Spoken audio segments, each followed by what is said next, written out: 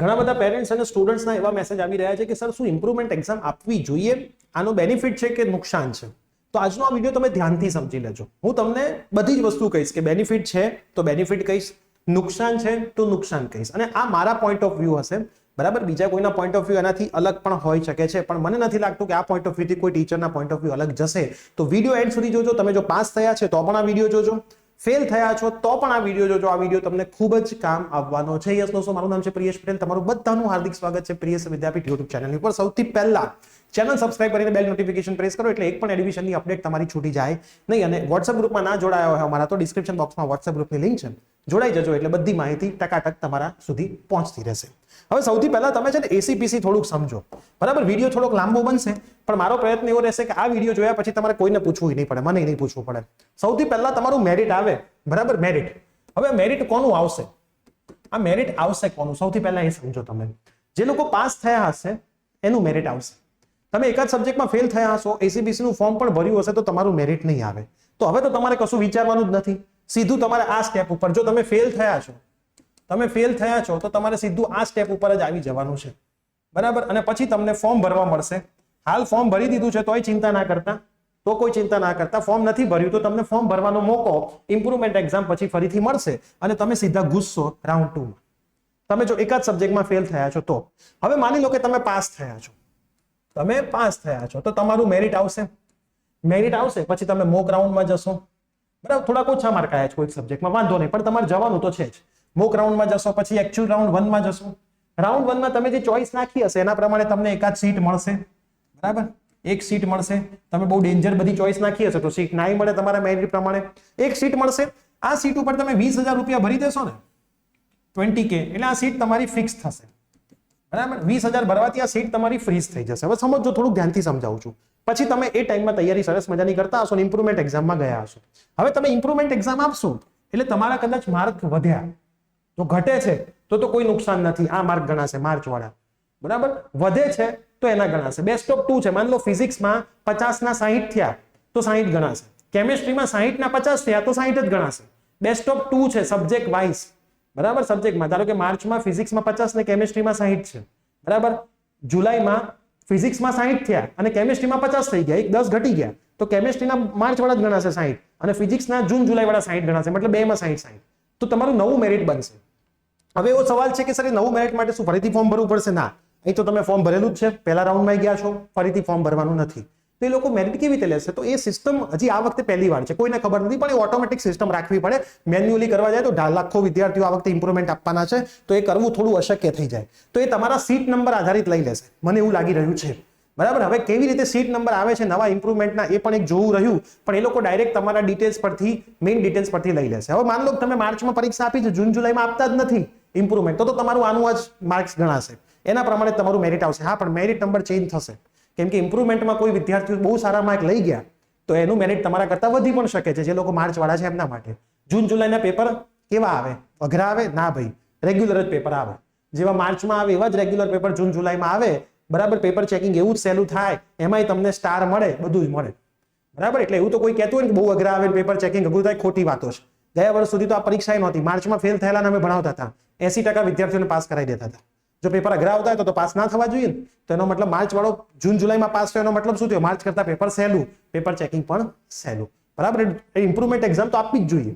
બરાબર, હવે improvement એક્ઝામનું result આવ્યું તો તમારું મેરિટ ચેન્જ થશે. હવે રાઉન્ડ 2 માં તમે જશો. બરાબર, નવા મેરિટ સાથે, અપડેટેડ મેરિટ સાથે. જેને એક્ઝામ નથી આપી એમાંથી ઘણા બધા તમારી પાછળ જતા રહેશે. આ સીટને તો તમે ફ્રીઝ કરી છે. રાઉન્ડ 2 માં તમને ફરીથી ચોઇસ ફિલ કરવા મળશે. બરાબર, નવી કોલેજ એડ કરવા મળશે, જે તમે નાખી છે રિમૂવ કરવા મળશે, ઉપર નીચે કરવા મળશે, બધું જ મળશે. બરાબર, હવે માન લો કે તમે જેટલી પણ નવી કોલેજ એડ કરી, ઉપર નીચે કર્યું, એમાં કોઈ જગ્યાએ તમને મળતું નથી, તો તમારી આ સીટ તો રહેશે જ. પણ તમને અહીંયા કોઈ તમારી નવી એડ કરેલી સારી કોલેજ મળી ગઈ તો એ સીટ તમને જવું પડશે. આ તમારી ઓટોમેટિક કેન્સલ થઈ જશે.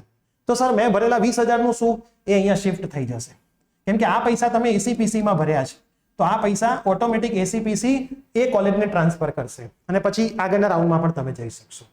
તો મને આમાં તમે કહો ક્યાંય નુકસાન ગયું? કદાચ ઇમ્પ્રુવમેન્ટમાં ઓછા માર્ક આવ્યા તો આ તો તમારું છે જ ફિક્સ થયેલી સીટ.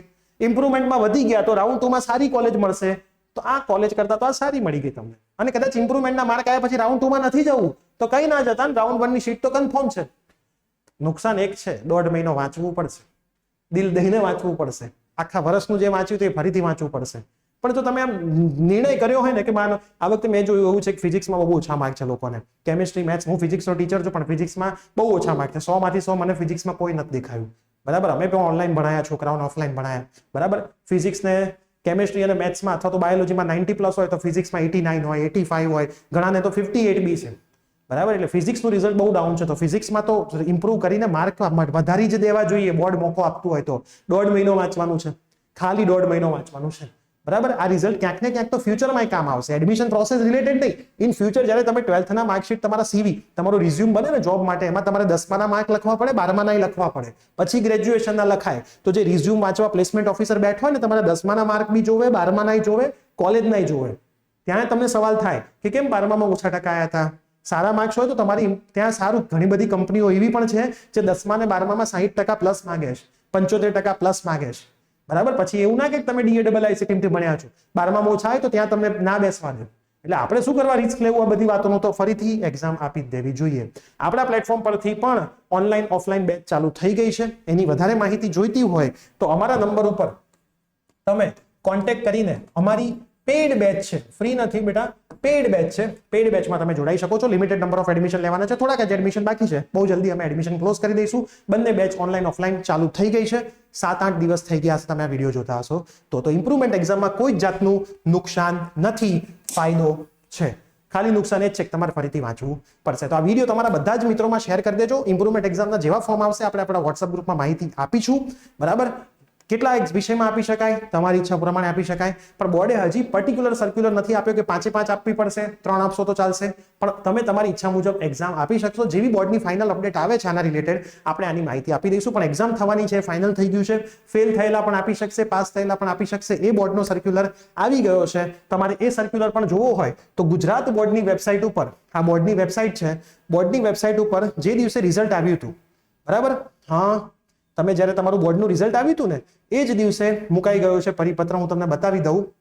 આ રહ્યો, ઉચ્ચતર માધ્યમિક પ્રમાણપત્ર પરીક્ષા માર્ચ 2024 ધોરણ 12 વિજ્ઞાન પ્રવાહ ગુજસેટના પરિણામ બાદની કાર્યવાહી અને માર્ગદર્શન અંગે.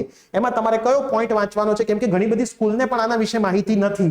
બરાબર, ઘણા બધા ટીચર્સને પણ માહિતી નથી. તો આની અંદર તમારે F નંબરનો પોઈન્ટ વાંચવાનો છે ખાસ. આ રહ્યો 2024 પૂરક પરીક્ષા બાબતે આ F નંબરનો પોઈન્ટ તમે આખો વાંચશો, એના પેટા નિયમો વાંચશો તો તમને ખબર પડી જશે કે હું તમને જે સમજાઈ રહ્યો છું એ બધી જ વસ્તુ સાચી છે. આ બોર્ડની વેબસાઇટનો પરિપત્ર છે, અમે બનાવેલો પરિપત્ર નથી. તો જે પણ ટીચર્સને ખબર ના હોય એમને મોકલવું કે ભાઈ આ F નંબરના પોઈન્ટમાં પેટા નિયમો વાંચો. બરાબર, ટીચર્સ સ્કૂલના તસ્તી નથી લેતા બધું વાંચવાની, એટલે એમની બધી વસ્તુની ખબર હોતી નથી. તો તમે એક સજાગ વ્યક્તિ છો, બોર્ડની વેબસાઇટ પરથી પરિપત્ર ડાઉનલોડ કરીને F નંબરનો પોઈન્ટ અને એના પેટા નિયમો વાંચવા અને તમારા ટીચરને કહેવા ફોર્મ તમારી જ સ્કૂલમાંથી ભરાશે. બરાબર, ઓનલાઈન નહીં ભરાય, તમારે તમારી સ્કૂલમાંથી જ ફોર્મ ભરવું પડશે. જેવું આવશે એવું આપણે માહિતી આપીશું. એક્ઝામ મોસ્ટ પ્રોબેબલી જૂન એન્ડિંગ અથવા તો જુલાઈ સ્ટાર્ટિંગમાં હશે. એક્ઝામ પત્યાના 10 દિવસમાં જ રિઝલ્ટ આવી જશે, જેથી તમને એસીપીસીના રાઉન્ડ 2માં ફાર્મસી હોય અથવા તો એન્જિનિયરિંગ હોય એડ કરી શકે. તો આઈ હોપ હવે તમને ઇમ્પ્રુવમેન્ટ એક્ઝામની બધી જ માહિતી મગજમાં બેસી ગઈ છે. આપણી બેચમાં જોડાવું છે તો કોન્ટેક્ટ કરી શકો છો. જાતે પણ તમે તૈયારી કરી શકો છો. અમારા આઈએમપી બધી જગ્યાએ યુટ્યુબમાં અવેલેબલ જ છે. ડેમો લેક્ચર પણ યુટ્યુબમાં અવેલેબલ છે. મળીશું આવી જ કોઈ નવી અપડેટ સાથે. વિડીયો બધા મિત્રોમાં શેર કરજો. Till then by, take care.